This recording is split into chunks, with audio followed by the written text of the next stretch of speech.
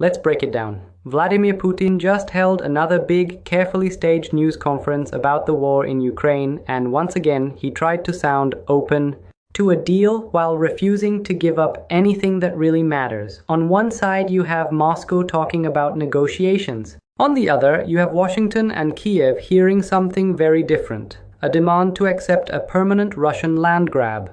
I am Imran, a Middle East-based analyst who follows global politics, security and war. In the next few minutes, let's walk through what Putin is signaling, what kind of deal seems to be on the table, and how the United States is looking at it. And if you like clear, simple breakdowns like this, please subscribe and hit like. It really helps the channel grow. First, what is Putin actually saying right now? In these big press events, Putin's message follows the same pattern. He insists the war is going according to plan. He claims Russia is open to talks, but only if Ukraine and the West accept realities on the ground, meaning Russian control of occupied territories.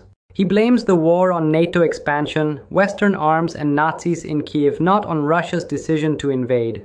So, when he hints at a possible deal, it's not Russia withdraws and we go back to the 2014 borders. It's closer to Ukraine should accept losing territory, give up on NATO, and then we can talk about ending the fighting. From Moscow's point of view, that's peace. From Ukraine's point of view, that's surrender.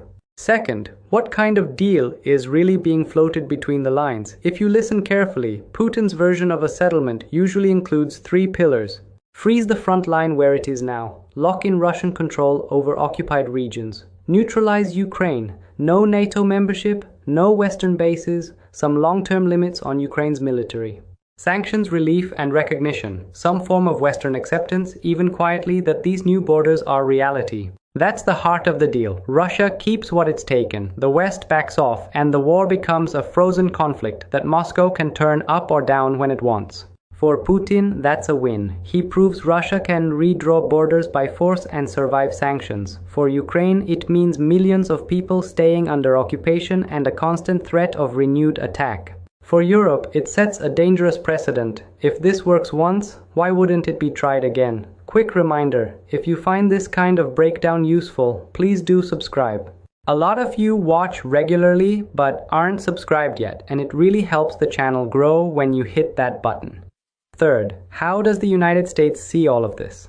Officially, Washington's line has been consistent. Nothing about Ukraine without Ukraine. No recognition of Russia's annexations. Support for Kiev's right to defend its territory. From the US government's perspective, Putin's deal is less a peace plan and more a trap.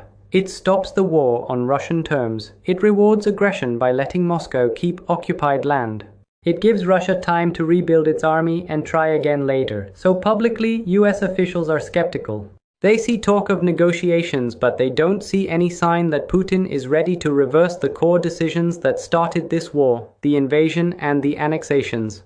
Inside US politics, though, there is a split. Some voices, especially on the "no more money for Ukraine" side, are more open to any deal that stops the fighting and reduces spending, even if it's ugly. Others argue that accepting Putin's terms would make future wars more likely, not less, because it shows that force still pays in the 21st century. So let's break it down one last time. Putin stands at the podium and talks about being ready for dialogue, but only on the basis of new realities that he created with tanks and missiles. The deal he's offering the world is simple. Accept a Russian victory on the map and call it peace. For the United States and Ukraine, that's not a peace agreement. It's a ceasefire built on occupation, with all the risk pushed into the future.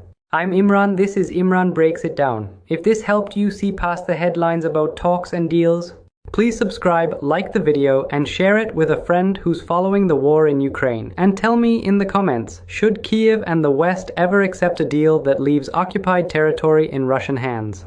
We'll keep breaking it down together.